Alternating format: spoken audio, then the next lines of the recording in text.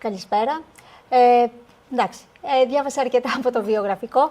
Απλά, εγώ συνοψίζοντας όλα αυτά, θέλω να πω ότι η λογοθεραπεία δεν αφορά μόνο τα παιδιά που έχουμε συνηθίσει, αλλά αφορά όλους τους ανθρώπους από τη μέρα της γέννησής μας μέχρι το τέλος. Και αυτό ακριβώς αποτυπώνει και όλα αυτά που διάβασε η Μαγδαληνή, ότι σε διάφορες φάσεις που βρισκόμαστε ηλικιακές έχουμε και διαφορετικές ανάγκες και απαιτήσεις, οπότε και η λογοθεραπεία στις αντίστοιχες ηλικίες μπορεί και προσαρμόζεται και βοηθάει τον άνθρωπο.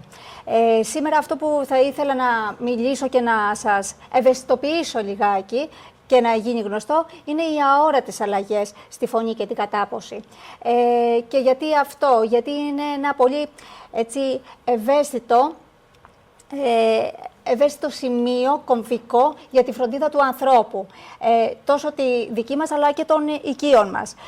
Και όταν μιλάμε για αλλαγές στη φωνή, εγώ θα περιοριστώ στην αρχή για ποια είναι οι φυσιολογικές αλλαγές. Όχι γιατί όταν έχουμε κάποιο πρόβλημα που πλέον γίνεται αντιληπτό, μας δυσχεραίνει για να καταφύγουμε πλέον στον γιατρό ή στον ειδικό. Αλλά ποιες πρέπει να είναι οι αλλαγές αυτές που γίνονται φυσιολογικά, ώστε να μπορέσουμε να αντιληφθούμε ποια είναι τα παθολογικά σημεία.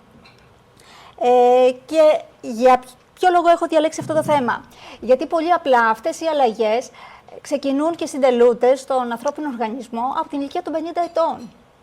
Αρκετά νωρίς. Ο άνθρωπος βιώνει λεπτές και σημαντικές αλλαγές που παραβλέπονται ή αποδίδονται σε απλά στη γύρανση, χωρίς να αντιλαμβανόμαστε σταδιακά το τι είναι αυτό που μας συμβαίνει. Ωστόσο, αυτές οι απλές αλλαγές μπορεί να επηρεάζουν την επικοινωνία, την κατάποση, κοινωνικές δραστηριότητες, ακόμα και τη συνολική ποιότητα της ζωής. Δεν είναι τυχαίο ότι αρκετοί άνθρωποι, λίγο αργότερα στη ζωή τους, αλλάζουν και συνήθειες. Αρχίζουν να αποφεύγουν δραστηριότητες που εμπλέκεται η φώνηση ή το φαγητό. Μία δραστηριότητα. Δεν αποφεύγουν το δημόσιο λόγο. Αποφεύγουν συνομιλίες.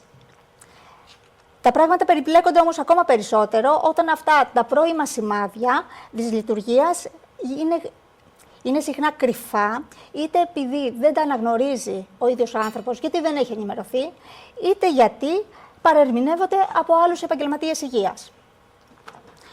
Το θέμα γίνεται ακόμα πιο ευαίσθητο όταν αντιληφθούμε από πρόσφατες έρευνες που έχουν γίνει ότι το 33% του πληθυσμού το 2050 στην Ελλάδα θα είναι άνθρωποι άνω των 65 ετών. Που σημαίνει ότι το μεγαλύτερο ποσοστό από αυτών θα έχει βιώσει ήδη αυτές τις αλλαγές που ήδη αναφέρουμε, που αφορούν τη φώνηση και την κατάποση τους. Το λυπητερό σε όλη αυτή τη διαδικασία είναι ότι μόνο το 1/4 του πληθυσμού είναι ενημερωμένο για αυτές τις αλλαγές. Οι υπόλοιποι θεωρούν ότι όλες πάντοτε οι αλλαγές που βλέπουν στη φωνή τους ή στην κατάποσή τους, στις συνήθειες που έχουν πλέον να τρώνε ή στις τροφές που επιλέγουν, είναι απλά μια διαδικασία που βασίζεται στην γύρανση. Επομένως, έχουμε δύο βασικούς όρους που μιλούμε, είναι η πρεσβυφωνία και η πρεσβυφαγία. Ενδεχομένως το πρώτο συνθετικό να είναι γνώριμο, γιατί ακολουθεί την πρεσβειοπία ή την πρεσβιακουσία. Έτσι και εδώ λοιπόν η γύρανση της φωνής και η γύρανση του μηχανισμού της κατάποσης μέχρι ένα σημείο θεωρούνται φυσιολογικά. Και έτσι έχουμε το 52,4% περίπου να έχει πρεσβυφωνία, δηλαδή αλλαγές στον τρόπο και στα ποιοτικά χαρακτηριστικά της ομιλίας, που τα κρατάει σε όλη του τη διάρκεια της ζωής από εκεί και μετά, ενώ το 10 με 33% καταφέρνει να έχει πρεσβυφαγία. Τι σημαίνει αυτό? Σημαίνει ότι ένα πολύ μικρό ποσοστό καταφέρνει μέσα από τις αλλαγές που γίνονται στο μηχανισμό κατάποσης ακόμα να λειτουργεί με ασφάλεια και επάρκεια η σύντηση και η κατάποσή τους.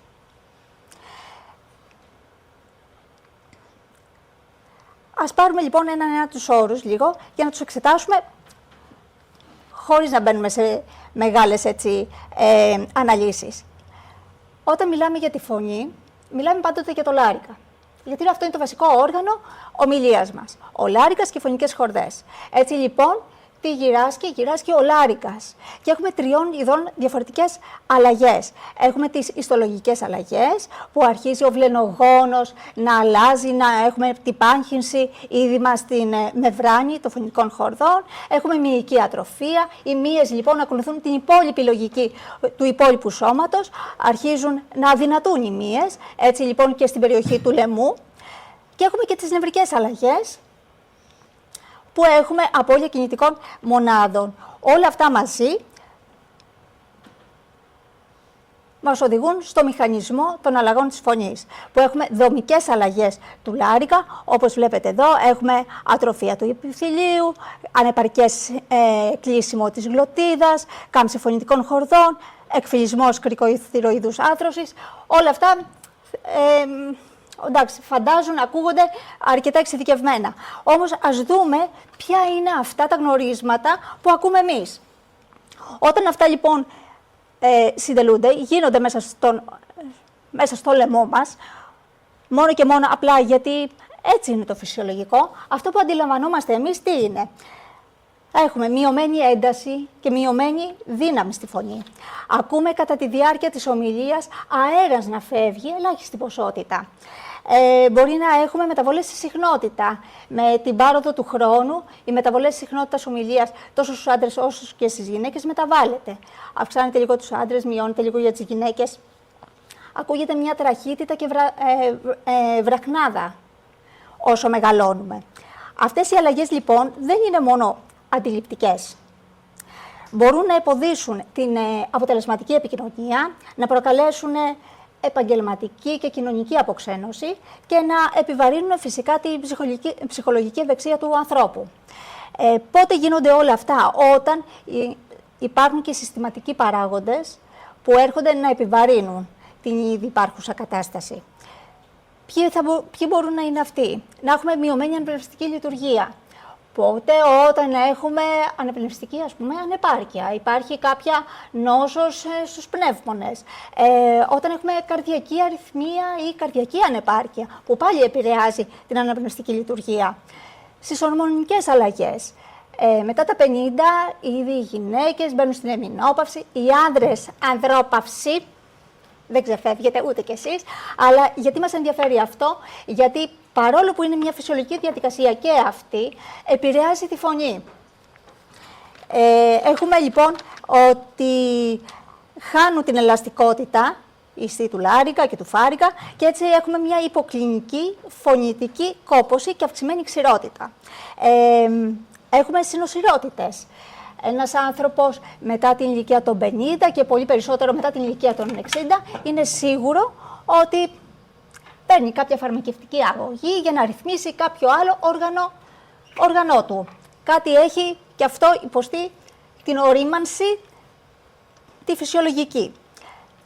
Συνοσηρότητες που μπορούμε να έχουμε θα μπορούσαν να είναι από πολύ απλές, όπως είπαμε μια καρδιακή αρρυθμία, καρδιακή ανεπάρκεια που να ρυθμίζεται. Μπορεί όμως να έχουμε και πολύ πιο σοβαρά ζητήματα, όπως έχουμε καρκίνο, χημειοθεραπείες, ακτινοβολίες, που όλα επηρεάζουν, ιδιαίτερα όταν αφορούν την περιοχή της κεφαλής και του τραχύλου, που δεν είναι πολύ γνωστά το πώς επηρεάζουν και φυσικά θα είναι εδώ και ο γιατρός μας να μας τα πει ότι επειδή είναι ένα δευτερεύον υποκλινικό σύμπτωμα, δίνεται πολύ βαρύτητα στο κυρίαρχο.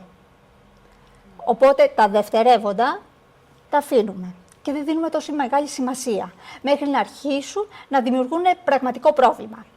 Επίσης η χρήση των φαρμάκων, πολυφαρμακεία, και αυτή επηρεάζει τη φώνηση. Ιδιαίτερα τα διουρητικά, που δεν είναι ευρέως γνωστό και χορηγούνται ευρέως, μπορούν να προκαλέσουν εξηρότητα, μυϊκή δισκαμψία και αυτά φέρνουν μυϊκή κόπωση και το αίσθημα του κολλημένου φάριγγα. Επίσης θηροειδής, υπερθηροειδισμός, που σε αρκετές περιπτώσεις δημιουργεί φωνητική αστάθεια και ασταθή λειτουργία των λαργικών μειών. Όπως βλέπουμε λοιπόν, ενώ έχουμε από τη μία φυσιολογικές αλλαγές, υπάρχουν άλλοι άλλοι μηχανισμοί, άλλοι παράγοντες που έρχονται να επιτείνουν αυτή τη λειτουργία και πλέον να μην μιλάμε για πρεσβυφωνία, αλλά να έχουμε περάσει στη δυσλειτουργία και να μιλάμε για διαταραχές φώνησης. Και υπάρχουν συνδεδεμένες διαταραχές φώνησης.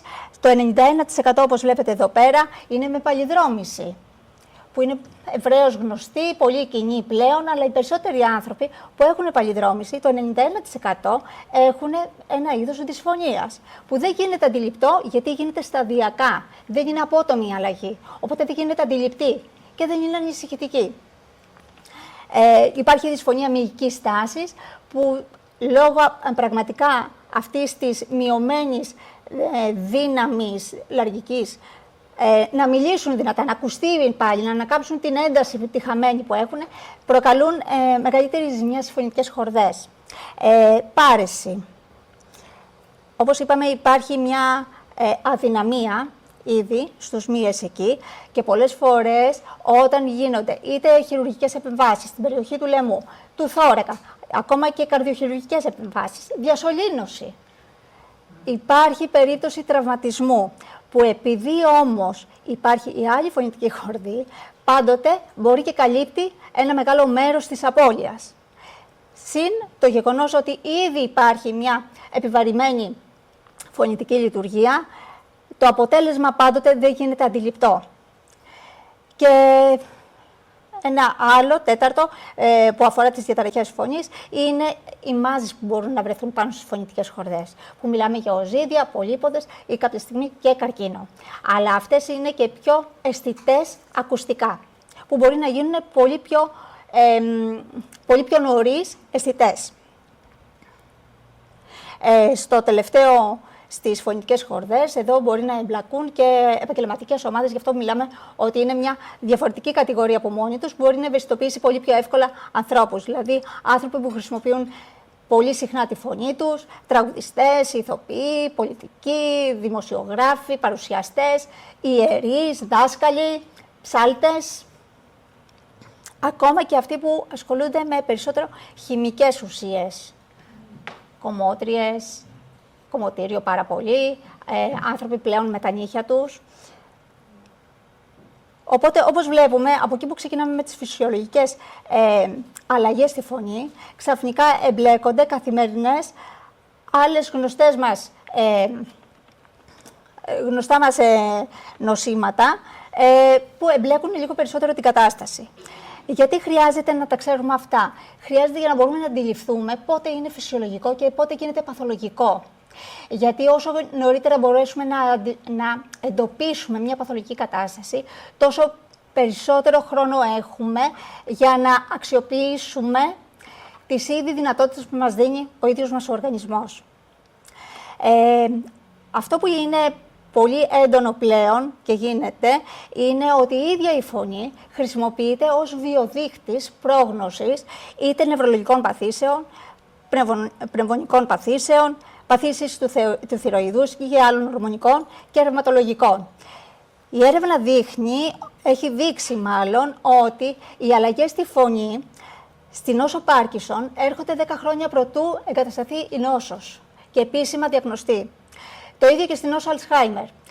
Ο χρόνος εδώ πρόγνωσης είναι πολύ μεγαλύτερος, γιατί πρόκειται για νευροεκφυλιστικές παθήσεις, που σημαίνει ότι έχουν αργή προοδευτική εξέλιξη, οπότε προλαβαίνουμε, αν όντως κάποιος έχει εντοπίσει αλλαγές στη φωνή και ενδιαφέρεται γι' αυτό, να καθίσει, να την αναλύσει και να μπορέσει να βρει το τι γίνεται. Στις πνευμονικές παθήσεις και καρδιολογικές παθήσεις, οι βιοδείκτες χρησιμοποιούνται περίπου 6 με 3 μήνες νωρίτερα. Δηλαδή, οι αλλαγές της φωνής, προτού έρθει μια αλλαγή, ακόμα και ένας ασθενής που έχει μια καρδιακή αρρυθμία, μπορεί να προβλέψει η αλλαγή στη φώνηση 3 μήνες νωρίτερα την αλλαγή αυτή. Αυτό δίνει το χρόνο στην ιατρική ομάδα να παρέμβει έγκαιρα προτού αποδιοργανωθεί ο ασθενής. Παθήσεις θηροειδούς και άλλες ορμονικές, εδώ ο χρόνος είναι πολύ μικρότερος, και οι ρευματολογικές επίσης παθήσεις. Οπότε καταλαβαίνουμε ότι είναι πολύ σημαντικό να γνωρίζουμε τι είναι το φυσιολογικό, πότε καταλαβαίνουμε ότι η φωνή μας είναι κουρασμένη, πότε βάζουμε μεγαλύτερη προσπάθεια να κατακτήσουμε τη χαμένη μας τη φωνή και πότε αρχίζει να αλλάζει και θα πρέπει να απευθυνθούμε σε έναν οριλά ή σε κάποιον άλλον ηθικό, να κάνουμε κάποια στιγμή ακόμα και την ανάλυση της φωνής μας, να δούμε πού βρισκόμαστε.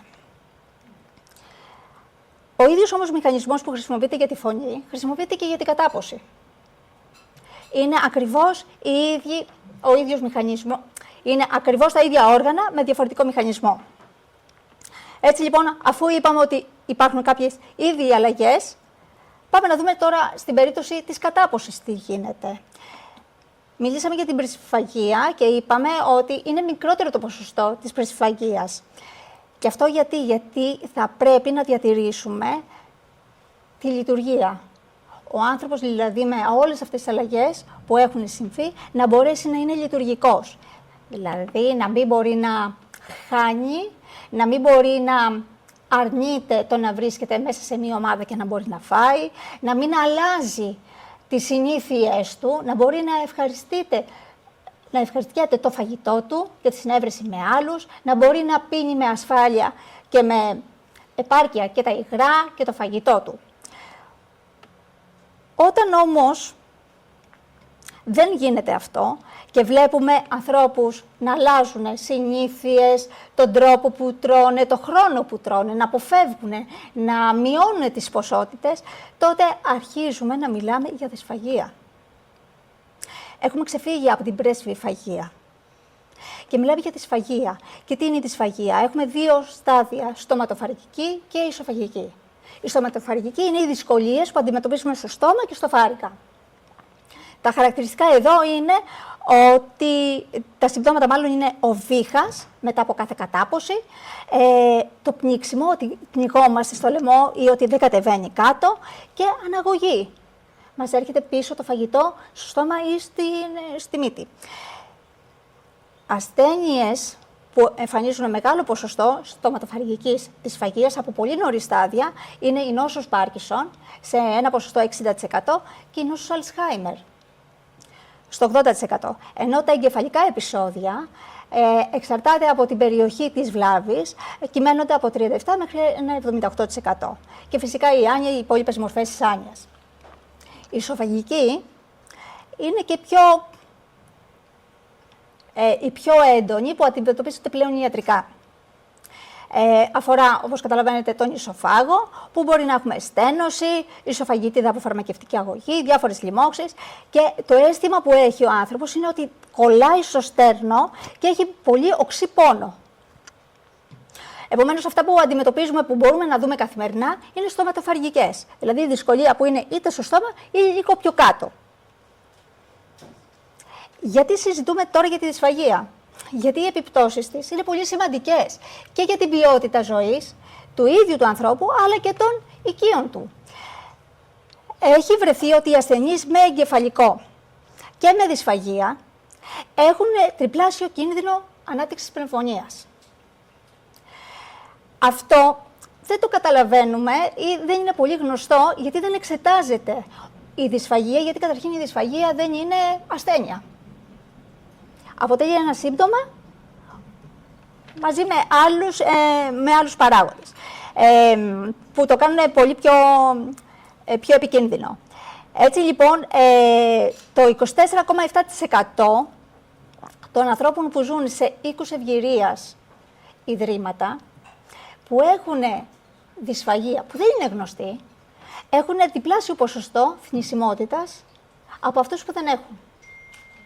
Και εδώ αφορά πολύ περισσότερο τους επαγγελματίες υγείας, την αξιολόγηση που γίνεται, τον τρόπο που είναι εκπαιδευμένοι να σιτίζουν τους ανθρώπους, όπως και τα πρωτόκολλα που χρησιμοποιούμε. Γιατί θέλω να σας πω ότι υπάρχει πρωτόκολλο διεθνής ταξινόμησης της δυσφαγίας και των τροφών που πρέπει να λαμβάνονται, που είναι ευρέως γνωστό, που θα έπρεπε όλοι να εκπαιδεύονται και να το γνωρίζουν και που είναι πάρα πολύ απλό και στη χρήση του. Επιπλέον, τι καταλαβαίνει ο άνθρωπος που έχει δυσφαγία που δεν έχει διαγνωστεί? Ότι μία λίμωξη ή μία παραμονή, μία εισαγωγή του στο νοσοκομείο είναι σχεδόν 3,8 μέρες παραπάνω από έναν που δεν έχει δυσφαγία. Δηλαδή παρατείνει το χρόνος παραμονής και νοσηλείας. Και αυτά πώς μεταφράζονται σε κόστος, που μπορεί να μην αφορά εμάς, μπορεί να αφορά όμως σίγουρα τις ομάδες, τις μονάδες που νοσηλεύουν τους ανθρώπους, έτσι, ή κάποια στιγμή και εμάς τους ίδιους, γιατί θα μιλάμε για αποκατάσταση. Και τη φροντίδα μετά από αυτές τις νοσηλείες που δυσχεραίνει στο σπίτι και είναι δύσκολο κάποιος άνθρωπος που συνεχώς έρχεται μέσα στα νοσοκομεία να επανέλθει στην πρώτερη κατάσταση. Έτσι το κόστος εδώ είναι σε δολάρια, γιατί είναι από έρευνες, είναι από 4.500 μέχρι 6.200. Οπότε καταλαβαίνετε ότι μας ενδιαφέρει πάρα πολύ το αν και να είμαστε ενημερωμένοι για ποιες είναι οι αλλαγές αυτές. Πώς μπορούμε λοιπόν να καταλάβουμε ή να αξιολογήσουμε ως λογοθεραπευτές αν κάποιος άνθρωπος έχει δυσφαγία. Το μεγαλύτερο κομμάτι της διάγνωσης είναι ένα πολύ καλό ιστορικό. Στο ιστορικό λοιπόν είναι το ιατρικό ιστορικό, γιατί όπως είπαμε μιλάμε για ανθρώπους που υπάρχει ήδη μια συνοσηρότητα, το οικογενειακό ιστορικό, το κοινωνικό ιστορικό, πολύ σημαντικό και αυτό, και επίσης κρίσιμες ερωτήσεις που αφορούν την κατάποση. Τι συμβαίνει όταν προσπαθούμε να καταπιούμε. Θα πρέπει να ξέρουμε και να μπορεί ο άνθρωπος που έχουμε απέναντί μας να μπορεί να μας πει αν η δυσκολία είναι στο στόμα, αν έχει πνίξιμο, αν έχει πρόβλημα στη μάσηση, που μιλάμε για στοματικό στάδιο, έτσι, αν κάνει παρατεταμένα γεύματα, πόση ώρα χρειάζεται για να φάει, τρώει την ίδια ποσότητα, έχει αλλάξει την τροφή του, πόσο φορές πρέπει να μασίσει την τροφή για να κατέβει, τον ενοχλούν τα δόντια, μήπως έχει βλάβες μέσα στο στόμα που τον ενοχλούν και δεν μπορεί να καταπιεί, να φάει και πρέπει να αποφεύγει τροφές. Είναι δύσκολη η κατάποση των υγρών, των στερεών ή όλων μαζί. Γιατί έτσι εμείς μπορούμε να τους κατατάξουμε σε ποιο στάδιο βρίσκονται και να μπορούμε αντίστοιχα να παρέμβουμε. Να περιγράψει την έναρξη, τη διάρκεια και τη συχνότητα των γευμάτων. Πόσα γεύματα κάνει. Οι άνθρωποι που έχουν δυσφαγία, και μιλάμε για σοβαρή δυσφαγία πλέον, δηλαδή σοβαρή δυσκολία, θα αποφεύγουν την τροφή. Μιλάμε για υποσιτισμό μετά. Για άλλες καταστάσεις. Πόση διάρκεια έχει.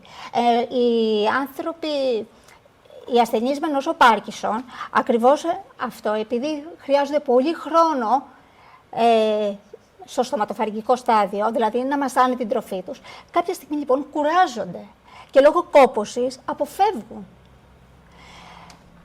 Και ποια είναι τα συνοδά συμπτώματα. Δηλαδή την ώρα του φαγητού υπάρχει ασυμμετρία προσώπου, τρώει μόνο από τη μία πλευρά, αναγνωρίζει τις γεύσεις, η γεύση παραμένει το ίδιο μέσα στο στόμα. Ακούμε πολύ συχνά ανθρώπους που παραπονιούνται για το φαγητό, δεν έχει την ίδια γεύση. Είναι σαν να τρώω άχυρο, δεν μπορούν να αναγνωρίσουν τη γεύση μέσα στο στόμα τους. Τι απώλεια βάρους έχει. Ακούμε συχνά, τρώω αλλά δυνατίζω. Είμαι τα ίδια κιλά, αλλά δεν μου πάει τίποτα ή μου πέφτουν όλα. Συσσόρευση τροφής. Μήπως μένει το φαγητό μέσα και δεν καταφέρει να το καταπιεί. Μήπως αναγκάζεται κάποια στιγμή εκεί που μασά να το φτύσει, να το βγάλει έξω. Όλα αυτά λοιπόν είναι συμπληρωματικές πληροφορίες που θα μας οδηγήσουν και θα μας φτιάξουν μια καλή εικόνα αν ο άνθρωπος που έχουμε μαζί με τις υπόλοιπες πληροφορίες που παίρνουμε, αν έχει απλά αλλαγές στην κατάποση ή αν μιλάμε για δυσφαγία.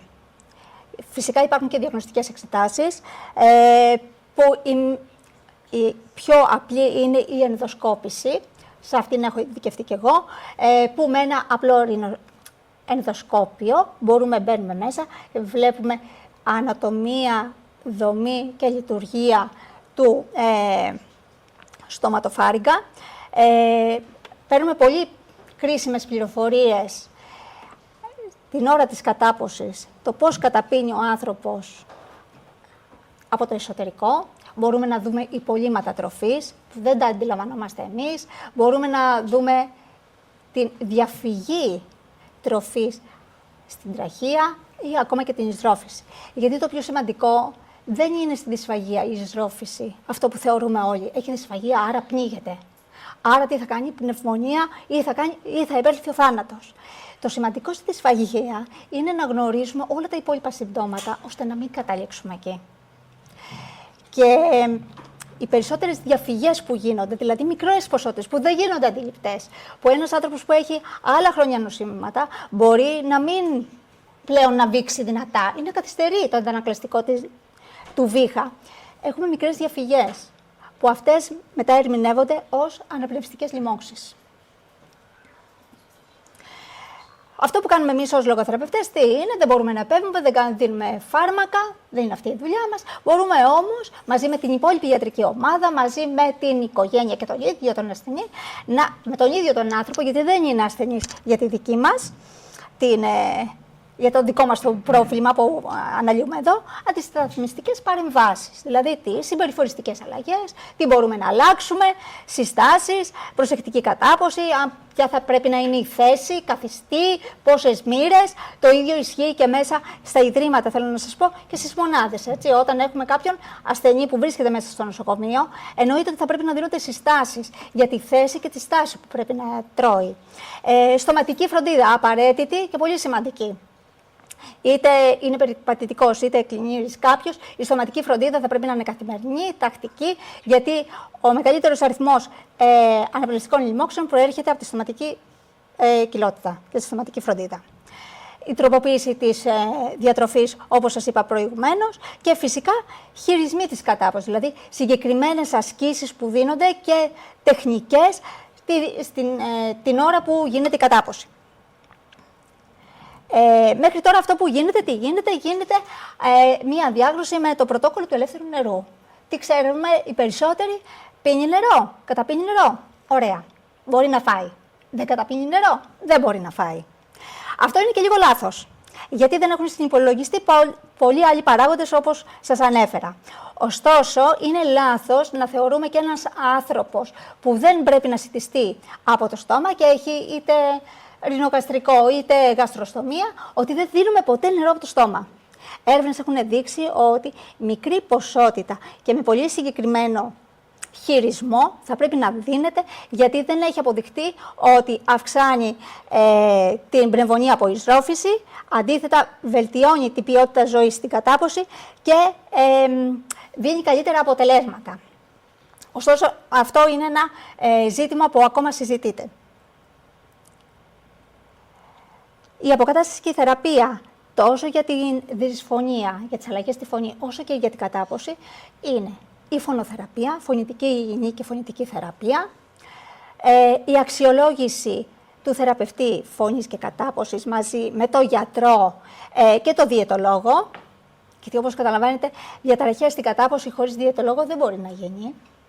Θα πρέπει να έχουμε και τον γιατρό και τον διαιτολόγο, οι οποίοι θα μας ρυθμίσουν το είδος της τροφής και το τι θα πρέπει να τρώει ο άνθρωπος. Ασκήσεις ενδυνάμωσης, που εδώ δεν αφορά μόνο ασκήσεις που αφορούν την περιοχή του λαιμού, αλλά ασκήσεις γενικότερες που θα βοηθήσουν στην ευεξία του ανθρώπου.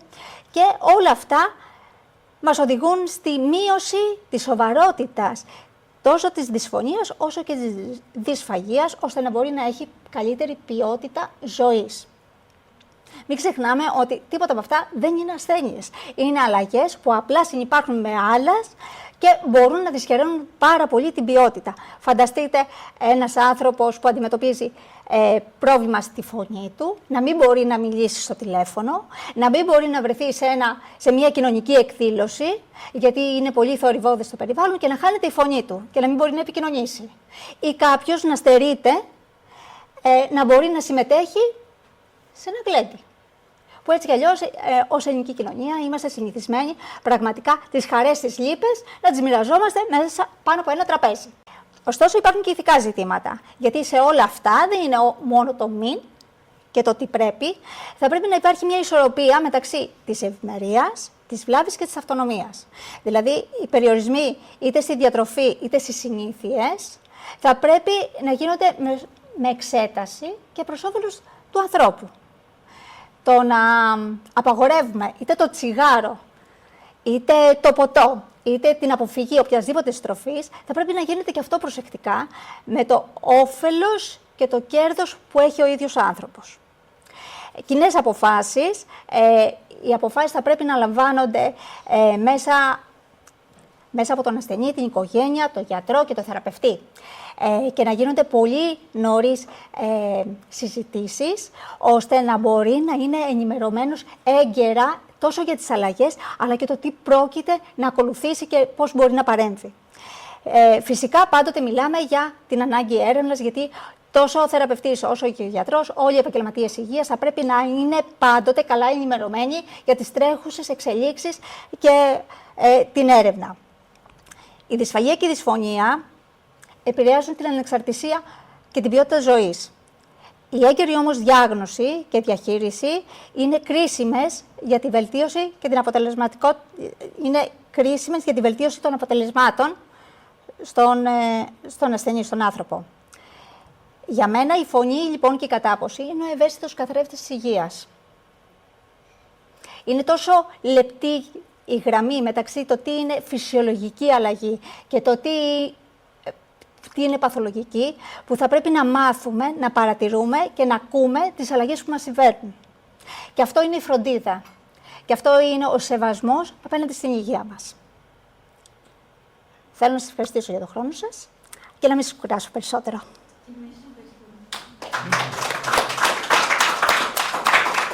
Ευχαριστούμε πολύ. Χαρά για μένα ήταν καινούργια πράγματα και καθώς τα έλεγες ερχόταν στο νου μου διάφοροι άνθρωποι που ήξερα.